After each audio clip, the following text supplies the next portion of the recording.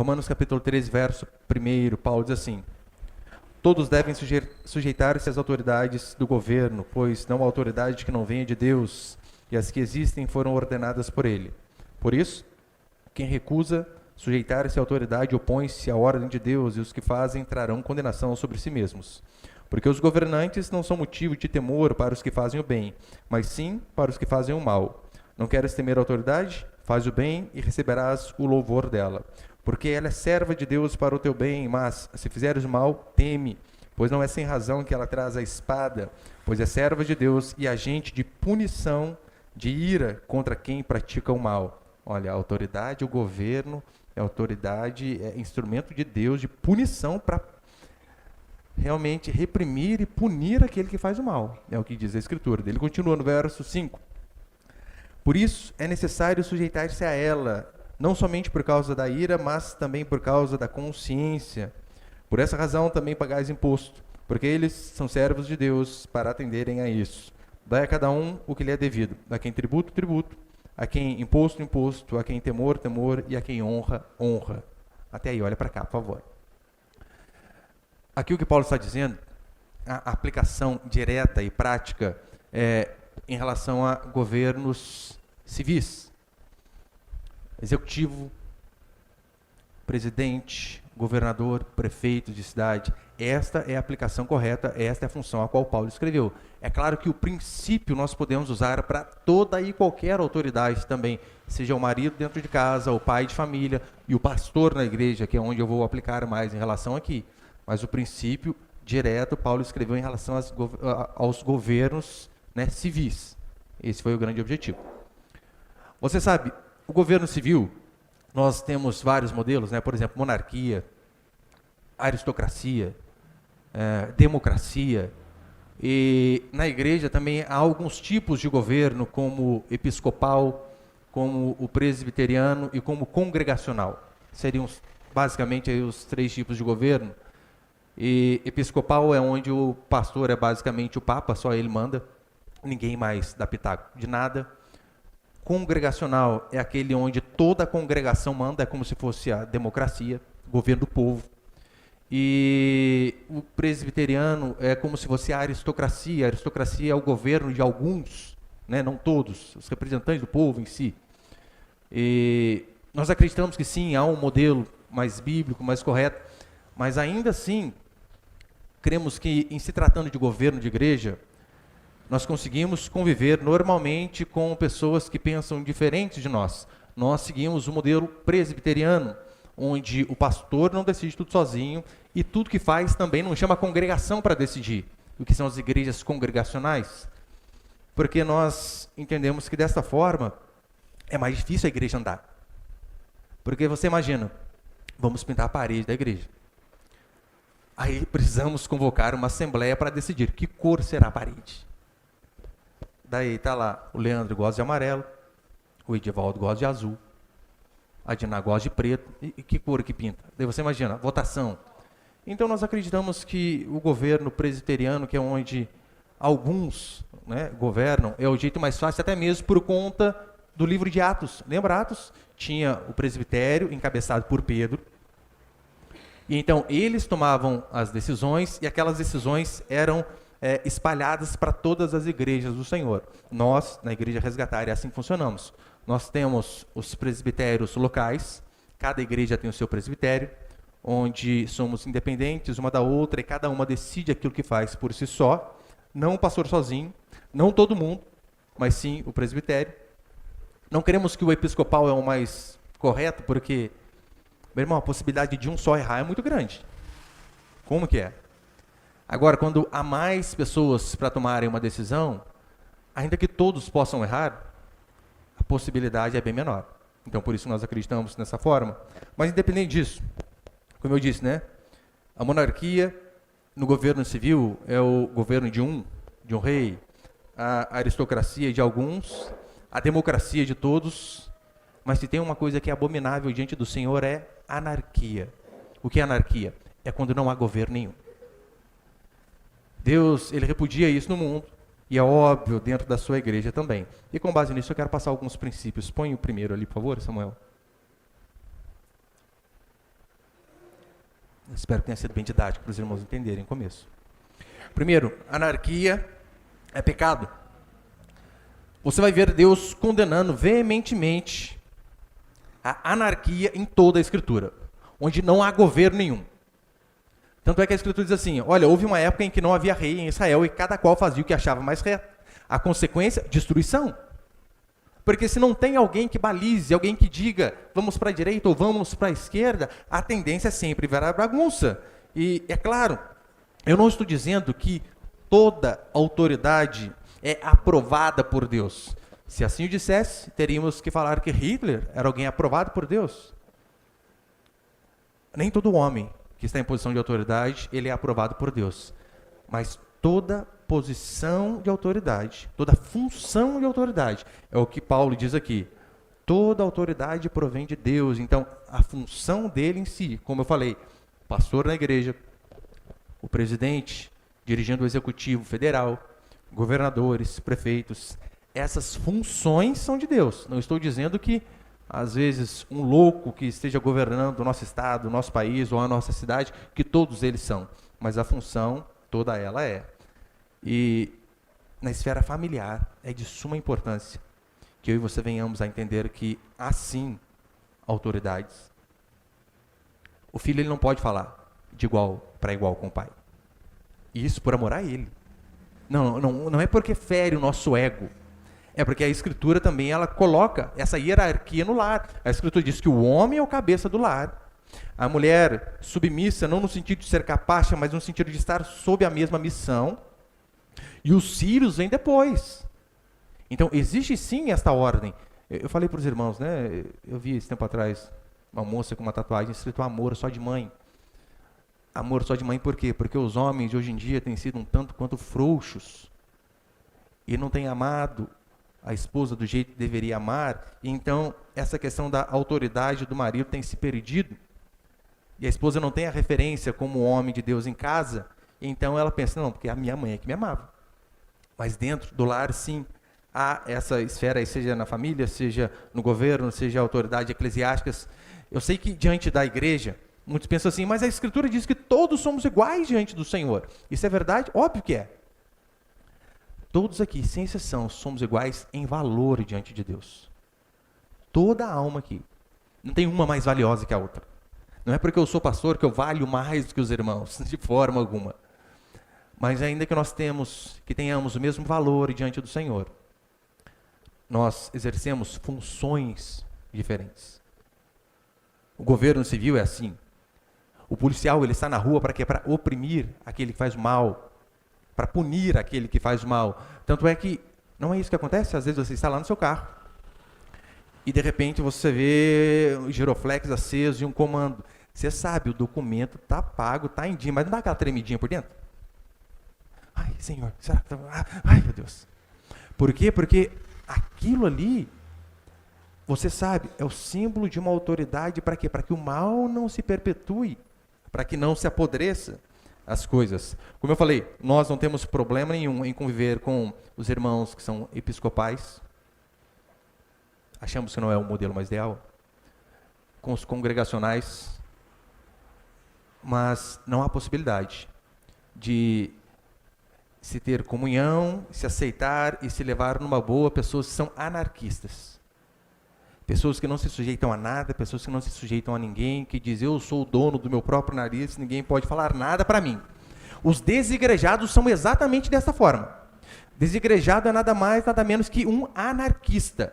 Aquele que ele não quer se sujeitar a ninguém, meu irmão, porque se você não frequenta uma congregação, se não há regras a qual você deve se sujeitar, se submeter, se não há uma autoridade na igreja, nos pequenos grupos, líderes ou diáconos, presbíteros, dependendo da igreja, se não há autoridade, você não precisa respeitar ninguém, você não precisa obedecer a nada. Se você não está ali infiltrado, se você não faz parte de uma comunidade, se você é um desigrejado, quem que você vai ter que obedecer? Ninguém. Muitos desigrejados, na verdade, não passam de rebeldes que querem viver à sua maneira e por conta disso eles dizem, eu não preciso de ninguém, eu não preciso de pastor, eu não preciso de igreja, eu preciso apenas da Bíblia. Daí você pergunta para essa criatura, mas quem conservou a Bíblia para você foi a igreja. Eu não preciso de homem algum, mas quem traduziu a Escritura? Foram homens. Agora, se você acha que você não precisa de ninguém, vá lá nos pergaminhos. Vá lá nos originais, tenha todo o trabalho de traduzi-los. Para que então você possa dizer de boca cheia, eu não preciso de ninguém. Na igreja se pratica a disciplina em amor, por meio da liderança. E alguém que não faz parte de uma igreja, como essa pessoa pode ser disciplinada diante do seu erro? É impossível. Impossível. Na verdade, esse é um dos motivos que muitos não querem congregar. Medo de serem disciplinados. Só que, sem exceção, todos nós aqui, do mais velho na fé ao mais novo, todos nós precisamos de um freio moral, seja em relação à congregação e seja em relação ao mundo ao qual vivemos também. Isso é de suma importância. O segundo princípio, põe ele, por favor. Segundo, a autoridade requer obediência. Olha o versículo 2, acompanha comigo, irmãos, por favor. Por isso, quem recusa sujeitar-se à autoridade opõe-se à ordem de Deus, e os que fazem isso trarão condenação sobre si mesmo. Os que se recusam a dar ouvidos à autoridade trarão sobre si mesmos condenação, maldição. Não é isso que a Escritura diz quando o Senhor assevera de que honre o teu pai e tua mãe para que se prolonguem os seus dias? O que ele está dizendo é, se você não se sujeitar, a consequência imediata de ter longos dias é que esses dias serão diminuídos. Desonre pai e mãe. Fale com pai e mãe de qualquer jeito, não os respeite. E pode ter certeza, os seus dias na terra diminuirão e as coisas para você serão muito mais difíceis, independente de quem seja, pai e mãe. A Escritura não diz honre pai e mãe só se ele for crente, só se ele for alguém de uma boa índole, só se ele for alguém que te deu carinho a infância inteira. Não, não diz. A honra permanece sempre. Ageu, capítulo 1, versículo 6, olha o que vai dizer. Tem semeado muito e recolhido pouco, comeis, mas não chega para fartai-vos, bebeis, mas não dá para saciai-vos. Vestivos, mas ninguém se aquece, e o que recebe salário recebe para pô-lo num saquetel furado. É aquela velha história, né? Você recebe, você põe no bolso, de repente o bolso estava furado e acabou. Essa era uma das maldições que Deus colocava sobre o povo quando o povo era insubmisso, quando o povo era rebelde, quando o povo não obedecia. É tão certo que a Escritura dá o exemplo da cidade de Ai. O povo batalha contra Jericó. Lembra a história de Jericó? As muralhas intransponíveis. Ninguém entrava naquela cidade, uma cidade fortificada. E então o povo de Deus vence aquela batalha literalmente no grito. No grito. Para que eles não pudessem se vangloriar. Você imagina eles contando para os netos. Oh, meu netinho, você não sabe como que a gente venceu aquela batalha. Como vocês pegaram a espada, enfrentaram, pularam o muro. Não, a gente gritou e Deus derrubou as muralhas. Ou seja, não tinha nada a ver com a gente. Foi Deus que nos deu vitória. E então, depois de eles vencerem Jericó, eles vão lutar com uma cidade bem pequenininha chamada Ai. Até o nome, né? Dá até dó, né? Ai, meu Deus, não dá nem graça de bater. E então eles vão ali lutar contra a cidade. Josué diz assim, gente, o povo é pouquinho, não precisa de todo mundo não, fica um pouco descansando aí, vai uma meia dúzia comigo. Eles vão, mas tomam um cacete e voltam com o rabinho entre as pernas. Daí você pergunta, por que eles perderam? Josué levou poucos soldados? A estratégia que eles usaram foi errada? Não. Sabe o que foi? A Escritura diz que havia pecado no meio do povo. E por conta do pecado, eles perderam uma batalha bem fácil. Muitas coisas que nos sobrevêm, de ruins, são consequências diretas de pecado, de erros, de coisas que nós sabíamos o caminho correto e mesmo assim optamos por fazer aquilo que é errado. Constantemente nós vemos isso na Escritura. A Bíblia fala sobre o exemplo de Miriam. Miriam era irmã de Moisés, ela se rebela contra o seu irmão, ao qual era o líder da igreja. Porque, eu me coloco no lugar dela também, não deve ser fácil. Você imagina, o seu irmão mais novo é o pastor da igreja? Ele é o chefe? Então, Miriam talvez tinha essa dificuldade que, irmão, você sabe as picuinhas que irmão tem? Você imagina, gente, Moisés de novo. Então, certa feita, ela, juntamente com Arão, outro irmão, fica brava com Moisés, se rebela. E diz a Escritura que por conta de sua rebeldia contra Moisés, não era porque era irmão, era porque Deus o colocara naquela posição de liderança. Por conta de sua rebeldia, ela ficou leprosa. A lepra era um símbolo clássico de pecado. Por 7 dias. Durante esses 7 dias aos quais ela ficou leprosa, o povo também ficou sem avançar, porque o povo marchava, andava, caminhava. Então, por conta do pecado dela, diz a Escritura que durante 7 dias eles não avançaram. Será que às vezes nós deixamos de avançar na vida? Não pode ser pelo mesmo motivo? É aquela rebeldia lá dentro do coração de não querer se sujeitar a ninguém. Principalmente quando aquele que está à frente, seja na igreja, seja no trabalho, nós nos achamos melhor. Onde já se viu? Eu sou mais inteligente que ele, eu estudei mais. Eu sei mais que ele. Como pode ele estar liderando? E então nós não conseguimos perceber o mesmo coração de Miriam. E às vezes a nossa vida parece que nunca rompe, nunca avança. E os motivos podem ser os mesmos. 2 Pedro, põe ele, por favor. Pedro vai dizer assim: porque o Senhor sabe livrar da provação os piedosos e reservar sob castigo os injustos, para o dia do juízo. Especialmente aqueles que, seguindo a carne, andam em imundas paixões e menosprezam qualquer governo. Atrevidos, arrogantes, não temem difamar autoridades superiores. Mais uma vez, Pedro falando daqueles que se rebelam contra autoridades, que Deus ele sabe reservar sob castigo os injustos, os rebeldes, os arrogantes, porque via de regra essas coisas estão todas juntas. O cara é rebelde, o cara é injusto, o cara é arrogante.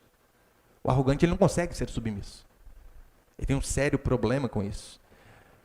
Trazendo para a igreja, existem pastores que são ditadores? Vocês acham que existe ou não? É? Óbvio que existe. Pastores que são tiranos. Absurdo. Pastores que se escondem atrás daquela passagem que diz: não toqueis no ungido do Senhor. E eles usam então este versículo como se fosse um castelo forte de proteção para que eles possam pecar em paz e ninguém possa falar dele. Você acha que não?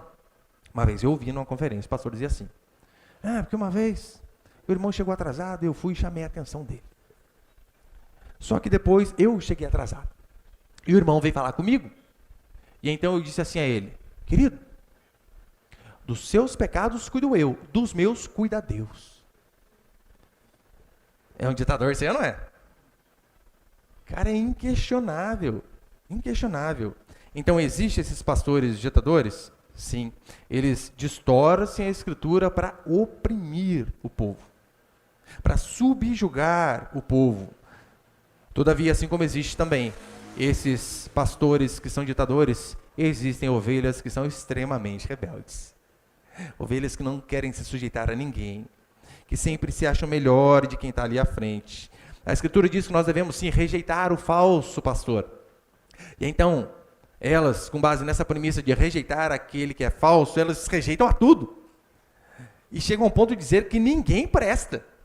Nenhum pastor presta. Eles distorcem a Escritura. A palavra de Deus diz que nós devemos confrontar aqueles que estão no erro. Então, eles pegam este versículo e levam para o extremo e confrontam a tudo. A Escritura diz que nós devemos julgar a todos, principalmente aqueles que estão no erro.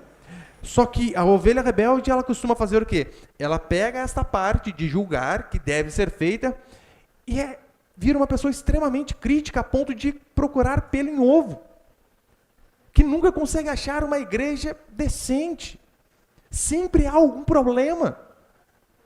Uma vez eu falava para um irmão, muito exigente, mas aqui não faz isso, aqui não tem tal coisa. Irmão, você está procurando uma igreja perfeita. E eu aconselho você, o dia que você achar, não faça parte, porque você vai entrar e vai estragar a igreja, porque você não é perfeito. Abra uma para você então.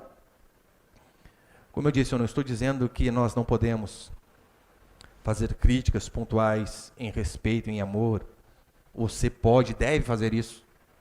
Se há alguma discordância, você tem total liberdade para falar comigo, líder de pequeno grupo, com qualquer um. Assim é ser igreja. Só que não podemos ser também extremamente críticos e ir para o outro extremo. Nós pegamos o sola escritura, muitos reformados fazem isso. Esse é um dos lemas da reforma, sola escritura. Eles dizem sola escritura para corroborar com aquilo que eles já têm no coração, que é de não ser subserviente a ninguém. Eu não preciso obedecer a ninguém, eu não preciso me sujeitar a ninguém. Eles citam sola a escritura, mas também esquecem de que Pedro dá o exemplo de que Sara chamava o seu próprio marido de Senhor. Imaginem se essa moda pega na igreja, as irmãs aí. Eu já rilhar os dentes já, né? Mas olha o exemplo de Sara. Olha o exemplo de sujeição. Se o falso pastor cita a escritura para distorcer e oprimir o povo, o falso crente cita a mesma escritura para desobedecer. Para desobedecer. Não são assim? Olha para você ver as feministas. Elas, às vezes, pegaram ranço de algum homem porque algum homem errou com ela. E acontece. Homens erram, ou vocês não sabiam disso. Erram bastante. Então, elas pegam o erro, talvez, de um pai que nunca deu atenção, ou de um pai que ela nem sabe quem é, de um pai que talvez agrediu durante toda a infância. E elas pegam aquele referencial de homem para rejeitar toda e qualquer autoridade masculina, dizendo, ninguém presta. Essa semana, meus filhos, meu filho que cuida das redes sociais, né, colocou uns vídeos lá sobre a pregação semana passada, pastorado feminino. E você sabe, né? Aquelas pregações vai para a internet. Eu já fico esperto já, né? Porque o povo fica louco. É quase que o bezerro de ouro mesmo de muitas igrejas, a questão do pastorado feminino. E o argumento de muitos era o seguinte: na nossa igreja tem pastor porque os homens não assumem a posição. Pode ser verdade que os homens não assumem a posição? Claro que pode.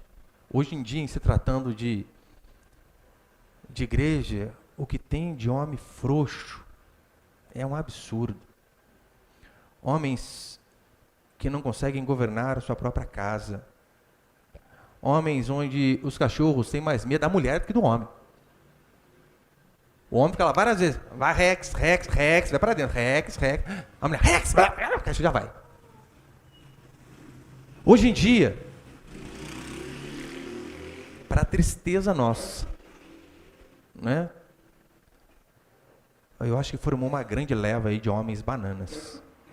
Homens que até falam alto, mas não são firmes. Diferentemente de Moisés. A escritura diz que Moisés era manso. Não ficava se bravejando, não. Manso. Mas quando ele falava, ele cumpria aquilo que ele falava.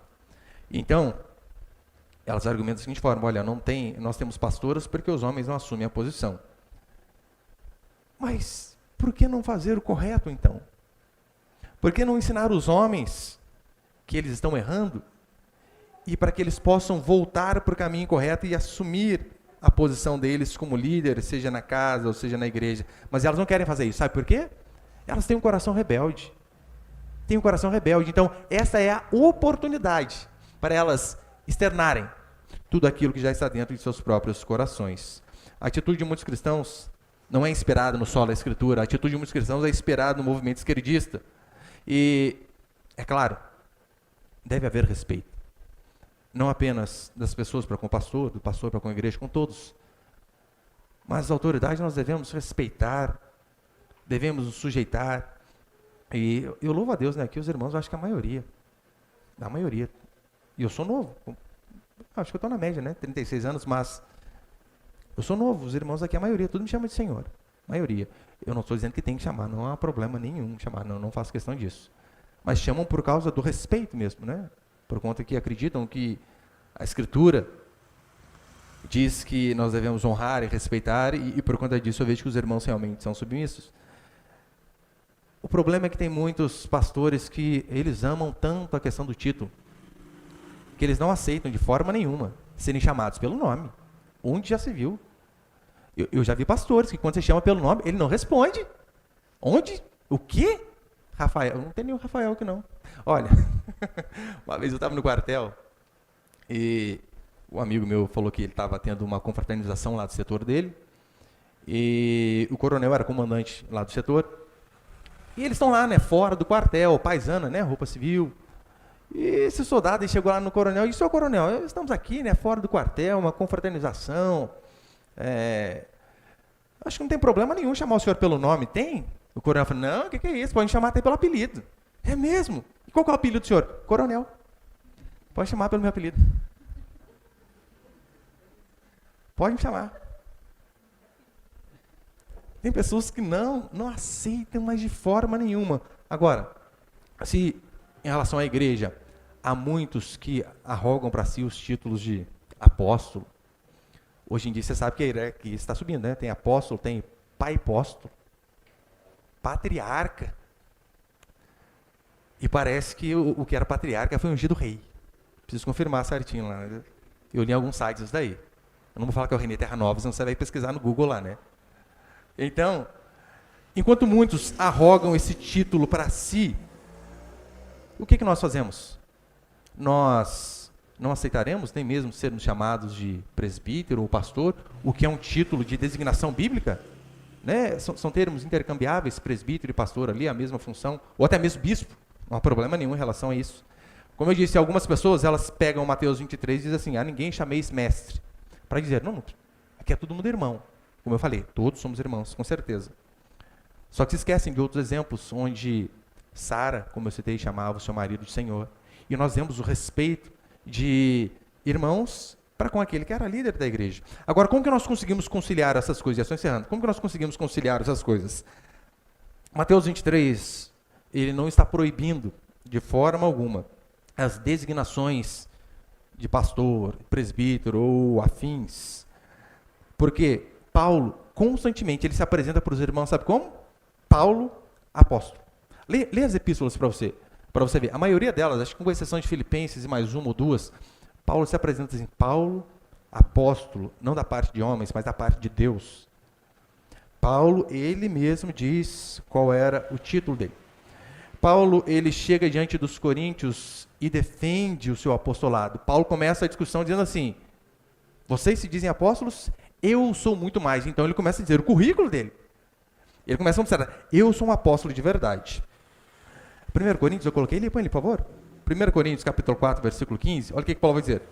Porque, ainda que tenhais 10.000 instrutores em Cristo, não tereis, contudo, muitos pais, pois, pelo Evangelho, eu mesmo vos gerei em Cristo.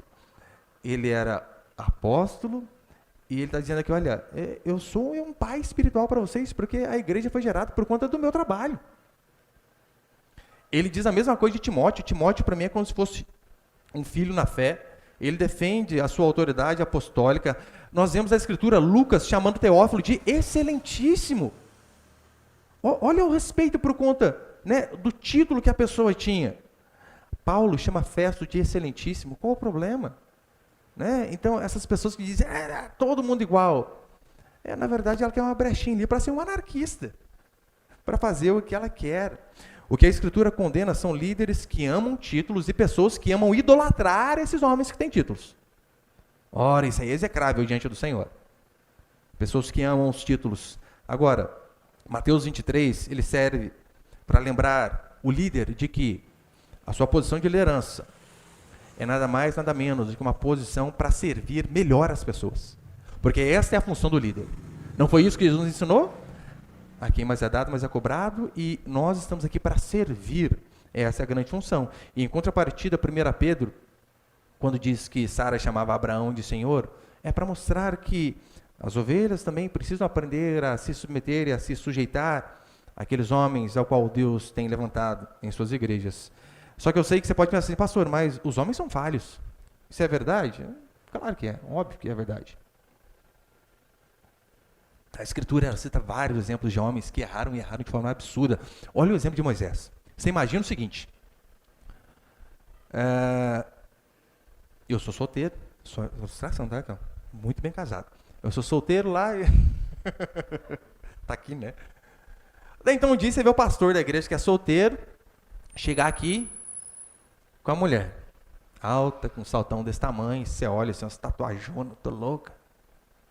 E aí, pastor, de onde que é essa irmã aí? Essa irmã aqui é a MC Carol. Pastor, mas não é nem crente? Não, conheci ela aí na vida. que você ia fazer, mano? Vocês fugiam daqui, não fugia? Você sabia que Moisés uma vez casou com a mulher do mundo? O povo ficou louco da vida com ele. Como assim?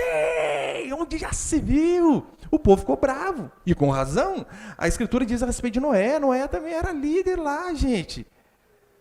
Noé não só bebeu, mas se embriagou tanto que dormiu pelado. Imagina a cena. Não imagina não, é melhor. Mas olha a situação. Melhor não imaginar, né? O cara bebe e faz uma baixaria dessa. Então, eu estou dizendo que isso daqui é uma carta branca para que os líderes possam errar? De forma alguma. Mas às vezes o erro da autoridade é um teste para ver como está o nosso coração em relação à submissão.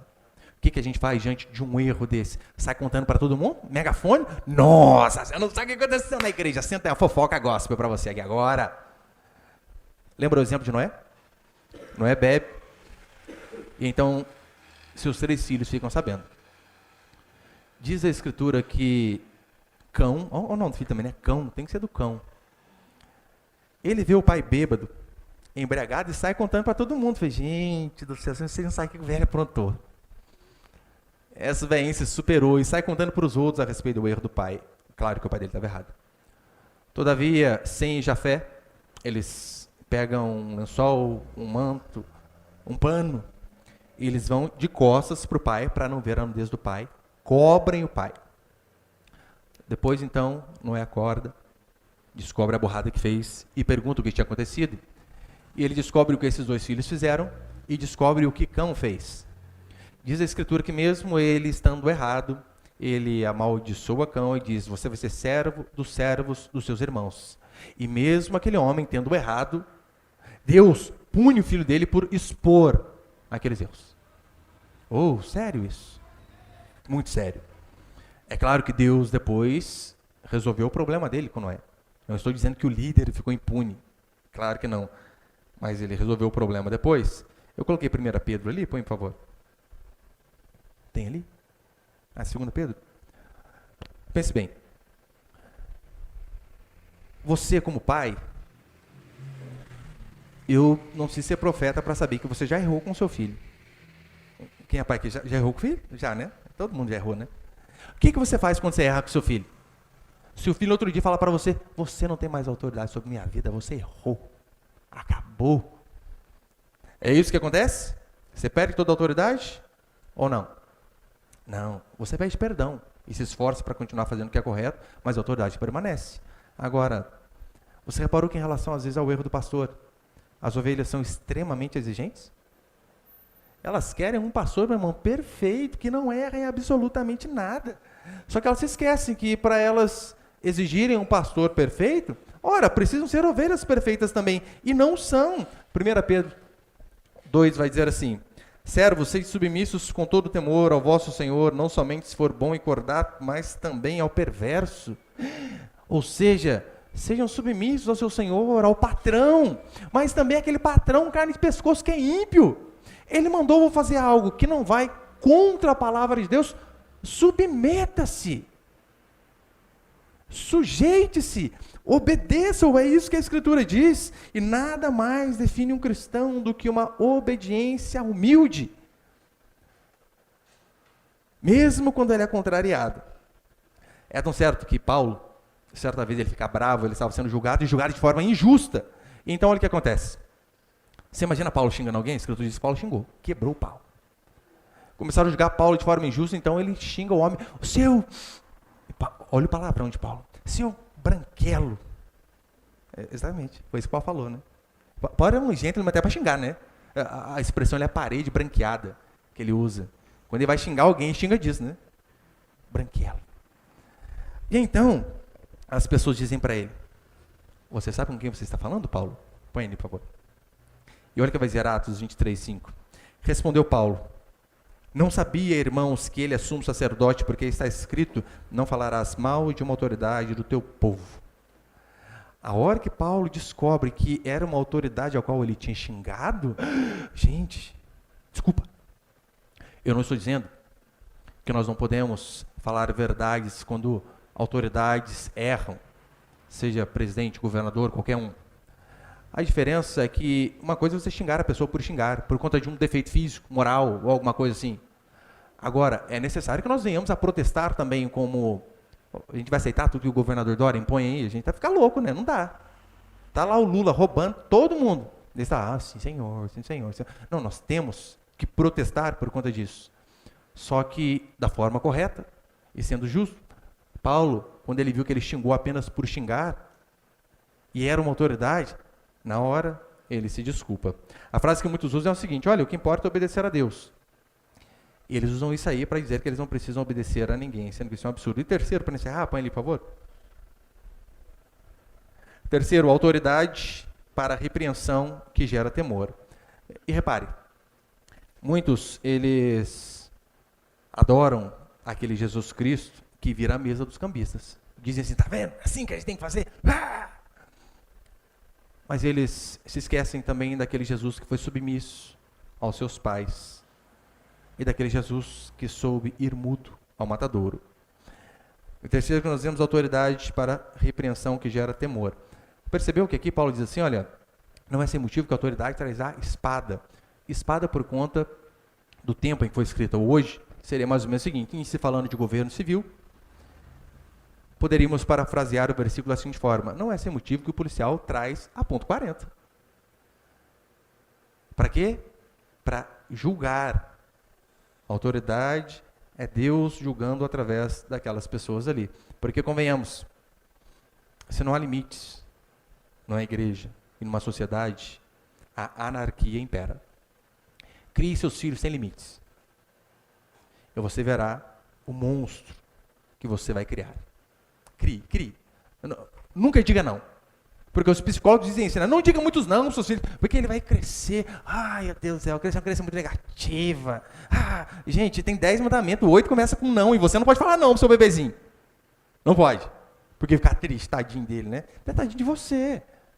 Tadinho de nós, tadinho da sociedade, que vai ter que depois interagir com esse monstrinho que você está criando aí. Então a Escritura diz que nós devemos impor limites, e assim na família, e assim na igreja. E se você acha que isso é mentira, é só você olhar para o nosso país. Por que no Brasil o crime compensa? Impunidade? Não há punição, e por não haver punição, meu irmão, ninguém tem medo de nada. Eu li essa semana, os juízes lá da nossa Suprema Corte, que pela misericórdia, eles agora vão devolver os bens que estavam bloqueados do Lula. Ele rouba a gente, faz uma poupança e agora eles liberam o dinheiro que ele roubou nosso. Devia liberar para devolver para a gente, então, pelo menos. Mas não.